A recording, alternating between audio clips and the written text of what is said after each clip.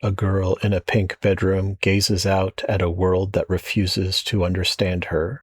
A man watches his neighbors through a glowing courtyard framed in windows. A ghost stands silently in front of a window as seasons shift around him. A child presses his hand to a fence window that separates him from his only friend. I keep circling back to how many movie moments hinge on someone caught in a quiet stare through glass. It's like windows know something about us, something we try to ignore until a film drags it back into the light. And if you've ever paused at a window longer than you meant to, you already feel the pull. Painters understood this long before filmmakers did. Edward Hopper built entire worlds out of people sitting near windows, watching, waiting, suspended somewhere between inside and out. Windows in movies start out simple enough. Breakfast at Tiffany's gives us Audrey Hepburn framed against that storefront glass, her face soft with a dream she hasn't quite admitted to herself. She looks at the jewels, but the real sparkle is the life she imagines on the other side of the glass. Then The Virgin Suicides shifts the tone. Pastel bedrooms, soft curtains, the Lisbon sisters staring out at a world that keeps misreading them. The boys across the street watch through their own windows, convinced they're witnessing a mystery they can solve. They never do. That brings us to Amélie. She watches the world from her little Paris apartment, observing strangers with this mix of shyness and wonder. Her window feels like a diary she never writes in, just quiet curiosity glowing in warm yellow light. And that same gentle wonder shows up in places far from Paris. Spirited Away gives us 10-year-old Chihiro. On that quiet, waterlogged train, she stares out at a flooded world that feels both familiar and unreachable. It's curiosity tinged with fear, the moment childhood realizes it's stepping into something larger than itself.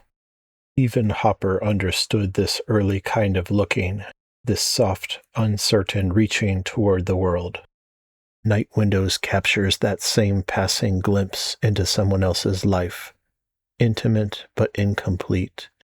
These windows feel gentle at first, soft, unhurried invitations into a life you'll never fully enter. Then the glass sharpens. In The Boy in the Striped Pajamas, a window is made of wire and cold metal. Bruno peers through the grid at a friend he can reach but never truly cross toward, the fence marking the divide between two lives that were never meant to meet. Neither boy knows it, but the moment feels like the last quiet pause before the world asserts itself. And then there's Good Will Hunting. Chucky Sullivan looks through that grimy window and sees the empty room. For a second, he smiles, because Will finally walked toward the future he'd been running from. The one everyone knew he was built for. It's the rare window that holds hope instead of loss. Rear Window turns every apartment into a tiny stage. Mr. Jeffries sits in his wheelchair, watching strangers like he's flipping through channels he can't turn off. Every window glows with a story. Every story hides a secret, and the longer he watches, the more he feels the weight of his own stillness, like the world is moving on without asking him to follow. And The Truman Show takes the whole idea and flips it inside out. Truman lives in a world made of windows, and he's the only one who can't see the glass. Everyone watches him. Everyone knows the script except him. It's voyeurism with no way out.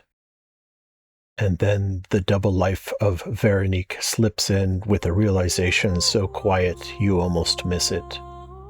Véronique presses her hand to the bus window, the glass trembling with the blur of the world rushing past. For a moment her face shifts, like she's sensing a truth she can't explain.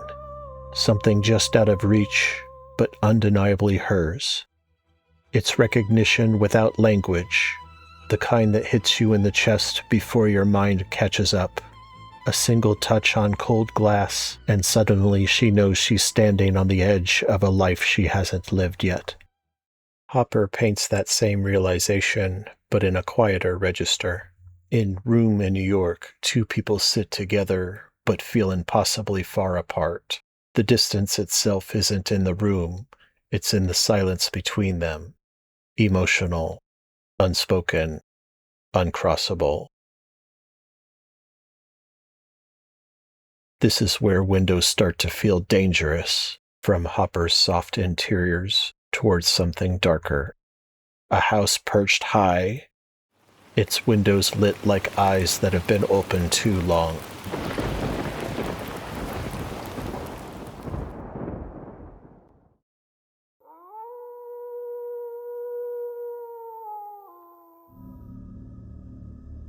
Psycho gives us Norman Bates leaning into that tiny peephole behind the motel office wall, his eye framed by a circle of splintered wood, watching Marion in the bathroom.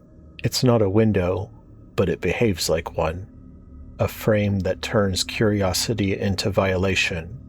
The kind of gaze that makes your stomach tighten before you know why. Parasite uses windows to divide class.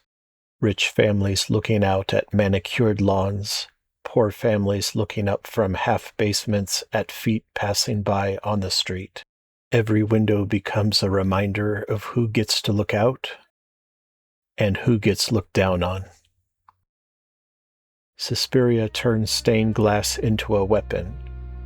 Colors pulsing like fever dreams, reds and blues that feel alive.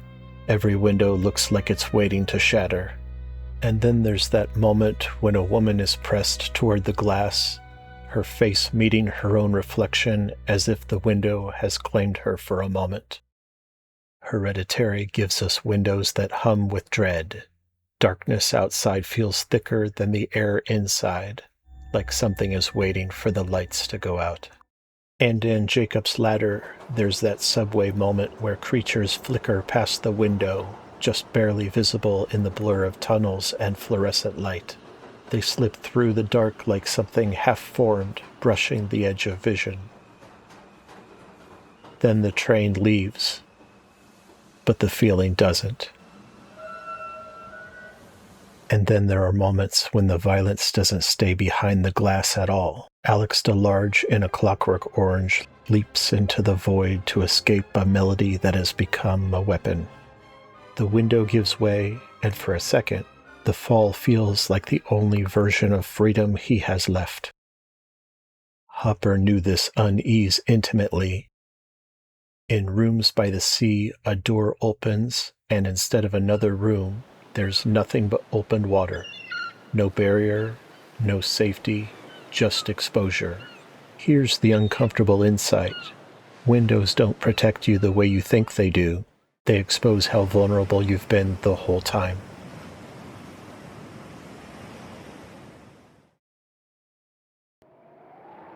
Some films hold the tension in the glass until it finally detonates. Fight Club gives us windows that don't just reflect chaos, they frame it.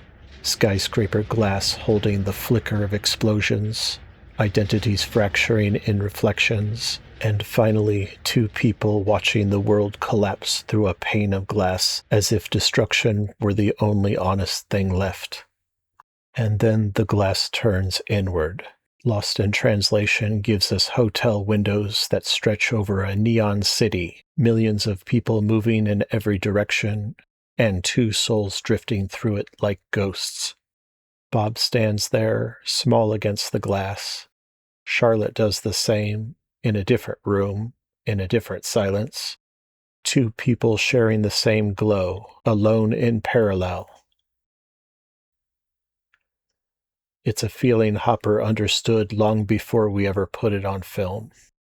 Her shows Theodore staring out at a city full of strangers, the window glowing with a loneliness he can't name. The world outside pulses with life, and he feels like he's fading.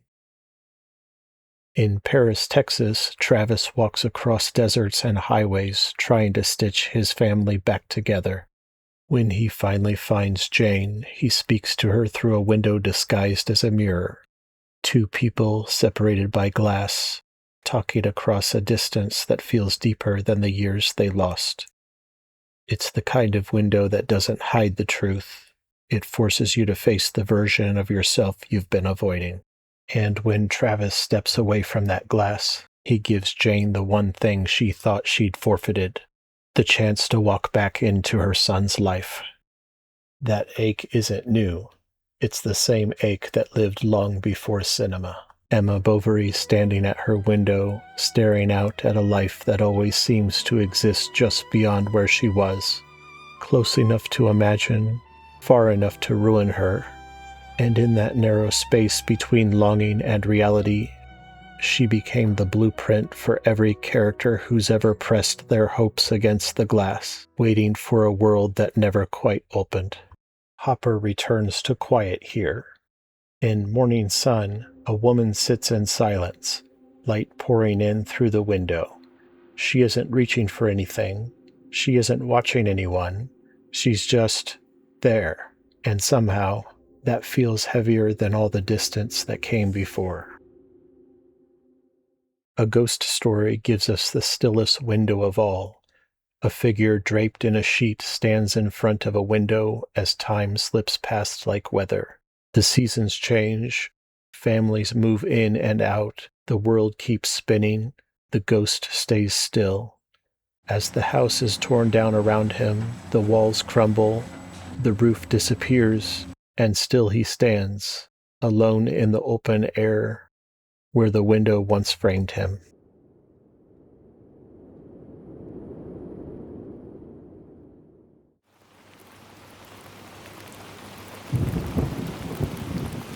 Windows remember us, even when we forget ourselves.